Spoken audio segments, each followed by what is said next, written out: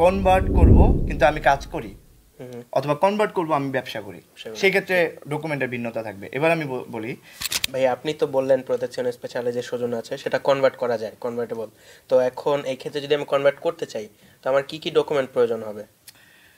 আচ্ছা, এখানে এটা তোমার বলা উচিত এইভাবে, কনভার্ট করব কিন্তু আমি কাজ করি, অথবা কনভার্ট করব আমি ব্যবসা করি, সেই ক্ষেত্রে ডকুমেন্টের ভিন্নতা থাকবে। এবার আমি বলি, যারা কাজ করে তারা অবশ্যই কাজের একটা কন্ট্রাক্ট দিবে, যেটা আমরা উনিল্যাব হিসেবে চিনি, অথবা কন্ট্রাক্ট দিবে, কুদ দিবে গত বছরের, তারপরে হচ্ছে তোমার বুঝতে পাগা দিবে, এভাবে।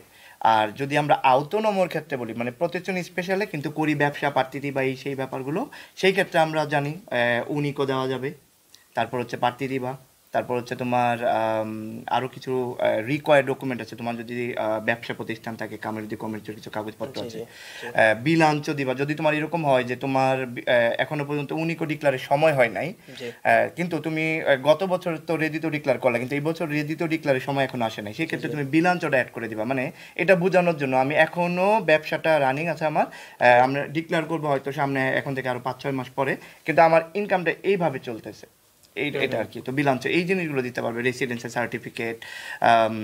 আমরা আসলে কনভার্সনের জন্য স্পেশালি যারা প্রতিষ্ঠান স্পেশালি থেকে কনভার্ট করি, আমরা তো সবাইকে বলি রেসিডেন্সিয়াল সার্টিফিকেট দিয়ে করার জন্য। তবে কিছু কিছু জায়গাতে স্পেশালি দেখো, মিলানোতেও কিন্তু কনভার্সন করার জন্য হসপিটালিটার কথাটা উল্লেখ করা। এখন আমরা তো ভাষায় অনেক বেশি ভালো না, তো আমরা কি করি, আমরা নার্ভাস থাকি এমনি। তো কস্তুরা যখন আমাকে জিজ্ঞেস করে রেসিডেন্সিয়াল সার্টিফিকেট লাগবে, আমরা যারা ভাষা বুঝি ওরা যদি মানে অনেকটা কাউন্টার কোয়েশ্চেন করি, বা কস্তুরা কর্তব্যরত পুলিশকে বলি অ্যাপয়েন্টমেন্টের গায়ে তো হসপিটালিটার কথাও লেখা আছে, এই কারণেই তো আমি হসপিটালিটা করে আনছি, ঠিক আছে? তাহলে কিন্তু তোমার আসলে অনেক সহজ হয়ে গেল ব্যাপারটা আর কি।